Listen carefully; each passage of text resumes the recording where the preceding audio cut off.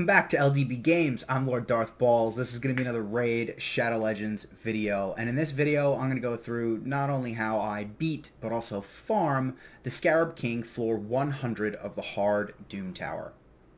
This doesn't utilize any strategies countering the boss mechanics. It's a solo strategy utilizing a free-to-play champion, so it's possible for anyone to do this. Now, if you're interested in the boss mechanics and strategies to beat them, I'm going to pin a video that I did on that team that I use. And that team I use for every single Scarab floor up through floor 30 on the hard difficulty. Beyond 30, it's not a well-built enough team. They're not fast enough. They're not tanky enough. The tunes are just right for floor 30. And I don't really have the desire or sometimes even the gear that I want to move over to those champions to make that same strategy effective on the harder levels. So once I beat enough Doom Tower secret rooms on the hard difficulty, I was able to summon Urost the Soulcage. And Urost is a void affinity champion, which is beautiful. And his kit's kind of irrelevant. His attacks are not what I use him for. The one piece of his kit that matters is his passive.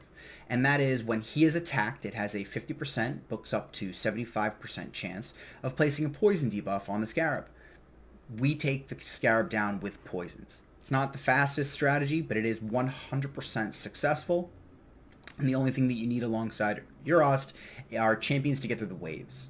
So there's three things when it comes to surviving against the Scarab King with Urost and only Urost.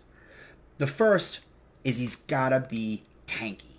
So you notice I got him at about 95k HP, 2.5k defense. I've got him in regen and immortal, so he gets the HP buff and he gets the heal every turn to help him stay alive. The second is you want the Scarab King to take as many turns to Urost's 1. So I have him built slow. You'll see him, I got at 158. He's actually faster than he needs to be. I think I put speed boots on him to try to work out an Iron Twins strategy, but I ended up not using him in the Iron Twins, and I just don't think I ever put the boots back. But it works, so it's not necessary for me to. But ideally, this is one of the only builds you'll ever not use speed as the main stat and go with either an HP percentage or a defense percentage defense percentage boost, excuse me. And then the third thing is you got to have enough accuracy.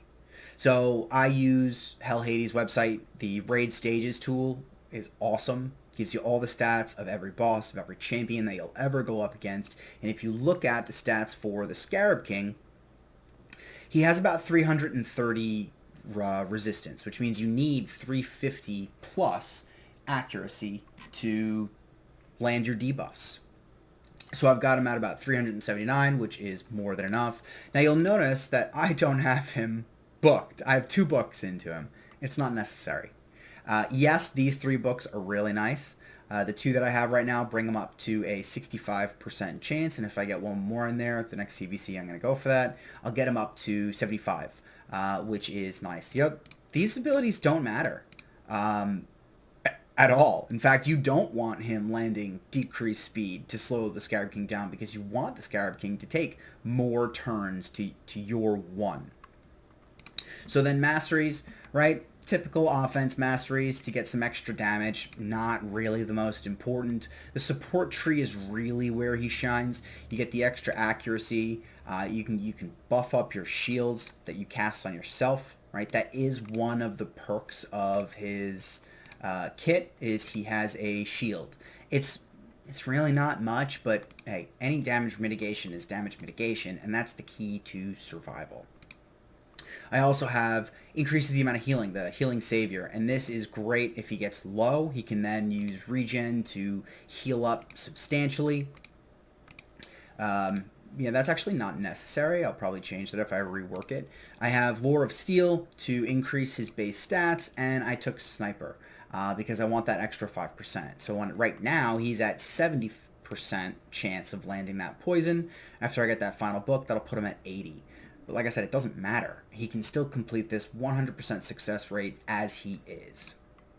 Now, the only other thing to think about when going up against this boss is how to get through the waves, right? You have Urost who can clear the boss fight by himself solo.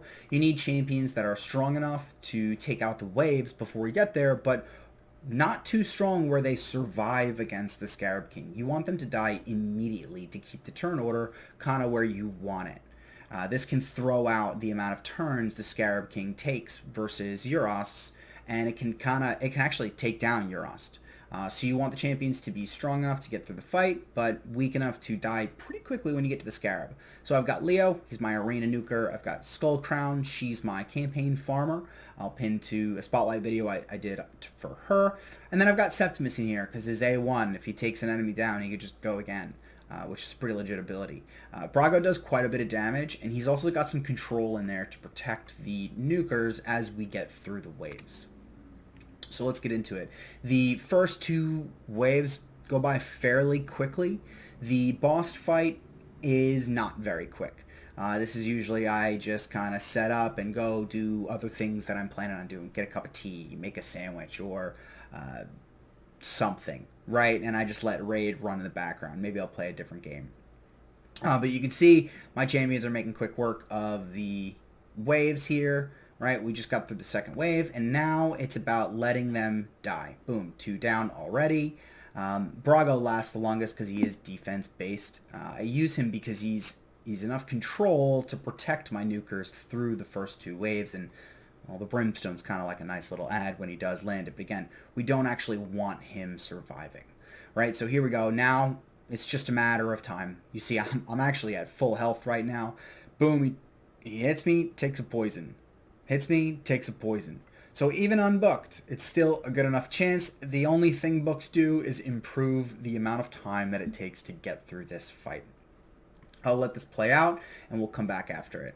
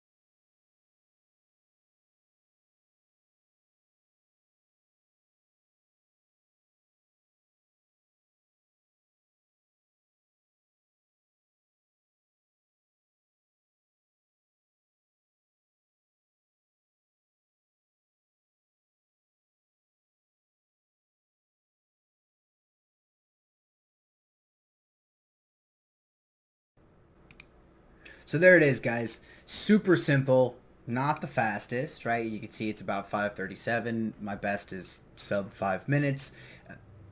I'm thankful they have super raids now in the Doom Tower because it really doesn't take too much time. Set it up, have it run in the background, and on this rotation, the Scarab is the only boss that I care about. The materials that you get from the Dragon, from Sorath, and from Agreth are really not that great comparatively. However, if you can get some good untouchable gear going, the immunity plus resistance is really nice, especially for places like the arena on that first turn where debuffs are kind of important to block. And that's it, guys. Thanks for watching. I hope you got something out of this. Urost is one of the few fragment champions from the Doom Tower that I actually see value in, and he is one of the main reasons that I was able to clear the hard Doom Tower on rotation 1. I hope you guys get something out of this. If you guys did, give me a like, give me a subscribe, and I'll catch you guys in the next video. Enjoy your raid.